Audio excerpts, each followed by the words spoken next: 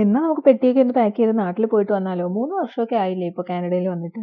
വെറുതെ പറഞ്ഞതാ ട്ടോ. ഞാനിതിപ്പം നാട്ടിൽ പോകാനുള്ള പാക്കിംഗ് ഒന്നും അല്ല. ഇപ്പൊ ഈ താമസിക്കുന്ന സ്ഥലത്ത് നിന്ന് പുതിയ സ്ഥലത്തേക്ക് പോകാനുള്ള ഒരു തത്രപ്പാടാണ്.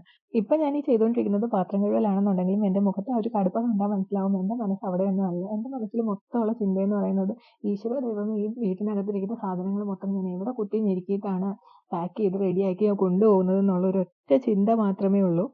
എങ്ങനെ ചിന്തിക്കാതിരിക്കാനാ? വന്നപ്പോ കാര്യം പറഞ്ഞാ 3, 4 പെട്ടികളൊക്കെ ആയിട്ടാ 3, 4 അല്ല ഒരാൾക്ക് 3 പെട്ടി വെച്ചിട്ടുണ്ടായിരുന്നു. അപ്പൊ അങ്ങനെ അത്ര പെട്ടികളൊക്കെ ആയിട്ടാണ് വന്നതെന്നുണ്ടെങ്കിലും, ആ കൊണ്ടുവന്നതും ഈ 2, 3 വർഷങ്ങളായിട്ട് വാങ്ങിച്ചു കൂട്ടിയതും ഒക്കെ ആയിട്ട് ഒരുപാട് സാധനങ്ങളായി. അങ്ങനെ എന്തൊക്കെയോ ചെയ്ത് ക്ഷീണിച്ച് ഞാനവിടെ വന്നിരുന്നപ്പോഴാണ് എന്റെ ക്യാമറ ഞാൻ അനങ്ങുന്നതിനനുസരിച്ച് അനങ്ങുന്നുണ്ടോ എന്നുള്ളൊരു ടെസ്റ്റിംഗ് ഞാൻ നടത്തുവാണ്. അതാണ് ഞാൻ ഈ അങ്ങോട്ടും ഇങ്ങോട്ടും ഒക്കെ മാറിയും തെറ്റിയും തിരിഞ്ഞും ഒക്കെ നോക്കുന്നത്. ആ സമയത്തേക്ക് അമ്മ ഉച്ചയ്ക്ക് കഴിക്കാൻ വന്നിട്ടുണ്ടായിരുന്നു. ഉച്ചയ്ക്കുള്ള ചോറും കറിയൊക്കെ ചൂടാക്കി കഴിച്ചുകൊണ്ടിരിക്കുകയാണ്. അപ്പൊ അമ്മുവും ഞാൻ ചെയ്തതുപോലെ തന്നെ അങ്ങോട്ടും ഇങ്ങോട്ടും മാറുന്നുണ്ടോ എന്ന് ടെസ്റ്റ് ചെയ്യാണ്. ദേ ഇപ്പൊ ക്യാമറ അനങ്ങുന്നുണ്ട്. അപ്പൊ ആ ഒരു സമയം കൊണ്ട് ഞാൻ കുറച്ച് തുണി കഴുകാനിടാമെന്ന് വിചാരിച്ചു. കാരണം പോകുന്നതിന് മുമ്പ് മാക്സിമം തുണിയൊക്കെ കഴുകി വൃത്തിയാക്കിയാൽ അതും കൂടെ മടക്കി വെച്ചിട്ട് നമുക്ക് കൊണ്ടുപോകാമല്ലോ. അല്ലെങ്കിൽ അങ്ങനെ കഴുകാനുള്ളതൊക്കെ ആയിട്ട് പോകേണ്ടി വരും. അപ്പോൾ ആ കവറുകളൊന്നും കണ്ടിട്ട് ആരും പേടിക്കേണ്ട. ഇതെല്ലാം കളയാനുള്ള വേസ്റ്റുകളൊക്കെ കൂടെ ഞാൻ ഒരു കൂട്ടമായിട്ട് അവിടെ എടുത്ത് വെച്ചേക്കുന്നതാണ്. ഈ ഷിഫ്റ്റിംഗ് എന്ന് പറയുന്നത് ഒരു തലവേദന പിടിച്ച പരിപാടിയാണല്ലോ. അപ്പോൾ കുറച്ച് ആകെ വട്ടായിട്ട് നിൽക്കുന്ന ഒരു ദിവസമാണ് ഈ കാണുന്നതെന്ന് പറയുന്നത്. കാരണം എന്ത് ചെയ്യണം, എവിടെ തുടങ്ങണം, എങ്ങനെ അവസാനിപ്പിക്കണം എന്ന് ഒരു പിടിയുമില്ല. എൻ്റെ ഒരു രൂപം കണ്ടാലും മനസ്സിലാവും. തലയൊക്കെ ചൂടായിട്ടാണെന്ന് തോന്നും. മുടിയൊക്കെ ഇങ്ങനെ പാറി പറന്ന് നിൽക്കുകയാണ്.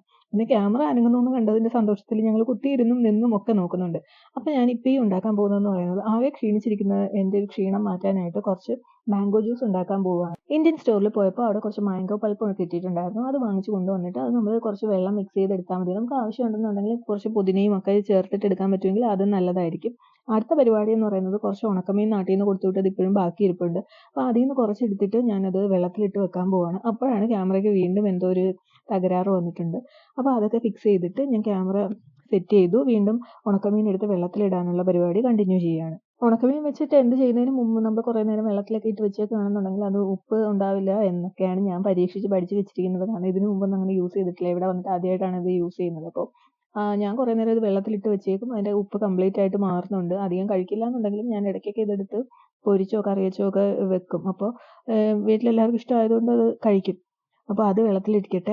അതിന് ശേഷം നമുക്ക് കുറച്ച് ഉള്ളിയൊക്കെ കട്ട് ചെയ്തെടുക്കണം. ഇതിനിടയിൽ എനിക്ക് വാൾമാർട്ടിൻ്റെ കുറച്ച് ഓർഡർ ചെയ്തിട്ടുണ്ടായിരുന്ന സാധനങ്ങളും വന്നിരുന്നു. അപ്പോൾ ഞാൻ അതും പോയി എടുത്ത് അകത്ത് കൊണ്ടുവന്നിട്ടുണ്ട്. അപ്പോൾ ഇനി ഉള്ളിത്തൊലിയൊക്കെ മാറ്റിയിട്ട് നമുക്ക് ഉള്ളി കഴുകി അരിഞ്ഞെടുക്കണം. ബാക്ക്ഗ്രൗണ്ടിൽ എൻ്റെ ചോറിന് ഒരു വിസിൽ വന്നിട്ടുണ്ട്. അപ്പോൾ അത് ഒരു 10, 15 മിനിറ്റോളം ഇരുന്ന് സെറ്റ് ആയതിന് ശേഷം വേണം ആ ചോറും ഒന്ന് ഊറ്റിയെടുക്കാനായിട്ട്. അപ്പോൾ ഇനി നമുക്ക് ആ ഉള്ളി കഴുകി വൃത്തിയായിട്ട് അരിഞ്ഞെടുക്കണം. കാരണം ഇതൊക്കെ അരിഞ്ഞ് വെച്ചിട്ട് ചോറ് കഴിക്കാന്നുണ്ടെങ്കിൽ പെട്ടെന്ന് എല്ലാം ചെയ്ത് തീർക്കാം എന്നുള്ളൊരു കണക്കുകൂട്ടലിലാണ് ഞാൻ ഈ ചെയ്യുന്നത്. അതിനിടയിൽ ക്യാമറ വീണ്ടും വീണ്ടും അങ്ങോട്ടും ഇങ്ങോട്ടും മാറാതിരിക്കുകയാണ്. അപ്പോൾ ഞാൻ സ്റ്റാൻഡിൽ നിന്നൊക്കെ ഊരിയിട്ട് തറയിൽ വെച്ചു. അതാണ് എൻ്റെ പകുതി മുഖവും പകുതി ഉള്ളിയായിട്ടൊക്കെ കാണുന്നത്. എന്തായാലും ആ ഒരു രീതിക്ക് അങ്ങ് പൊക്കോട്ടെ എന്ന് ഞാൻ വിചാരിച്ചു. നല്ല പെട്ടെന്ന് തന്നെ ഉള്ളിയൊക്കെ അരിഞ്ഞെടുക്കുന്നുണ്ട്. ഇത്രയും സ്പീഡിലൊന്നും ഞാൻ ഉള്ളി അരിയില്ല. ഇത് ഞാൻ സ്പീഡ് കൂട്ടി വെച്ചേക്കുന്നതാണ്. കണ്ണ് നീറുന്നുണ്ട്. അപ്പോൾ അങ്ങനെ എന്തായാലും ഉള്ളിയൊക്കെ അരിഞ്ഞ് തീർത്തു. പിന്നെ കുറച്ച് ഇഞ്ചിയും വെളുത്തുള്ളിയൊക്കെ കട്ട് ചെയ്യാനുണ്ടായിരുന്നു. അപ്പോൾ അതും കൂടിയൊക്കെ കട്ട് ചെയ്തെടുക്കുന്നുണ്ട്. അതിനുശേഷം കറി വെക്കുന്നതൊന്നും കാണിക്കാനുള്ളൊരു ടൈമും അതിനുള്ളൊരു സെറ്റപ്പിലൊന്നും അല്ല ഞാൻ നിൽക്കുന്നത്. എന്തായാലും കറി സെറ്റ് ആയിട്ടുണ്ട്. ഇനി കുറച്ച് ചോറ് കഴിക്കണം. ഈ കഴിക്കുന്ന ചോറെന്ന് പറയുന്നത് ഉച്ചക്കലത്തേക്കുള്ളതിനല്ല, ഇത് രാത്രിയിലത്തേക്കുള്ളതിനാണ്. ഇപ്പോൾ ഇത് വെച്ച് കഴിഞ്ഞാൽ എന്താ കഴിക്കാമല്ലോ രാത്രിയാകുമ്പോൾ ഈസി ആയിട്ട് എളുപ്പത്തിൽ. അപ്പോൾ അതിൻ്റെ ഒരു സൈഡിൽ ഞാൻ രസവും വെച്ചിട്ടുണ്ടായിരുന്നു. അപ്പോൾ അതിൽ കുറച്ച് മല്ലിയിലയും കൂടെ ഇട്ടിട്ട് ഞാനത് ഓഫ് ചെയ്യുന്നുണ്ട്. അപ്പോൾ അങ്ങനെയാണ്. ചോറായിട്ടുണ്ട്, രസമായിട്ടുണ്ട്, മീൻ കറി ആയിട്ടുണ്ട്. അപ്പോൾ എല്ലാം സെറ്റായി. ആ ഒരു സമയം കഴിഞ്ഞപ്പോഴത്തേക്ക് എനിക്ക് കുറച്ച് റെസ്റ്റ് കിട്ടി.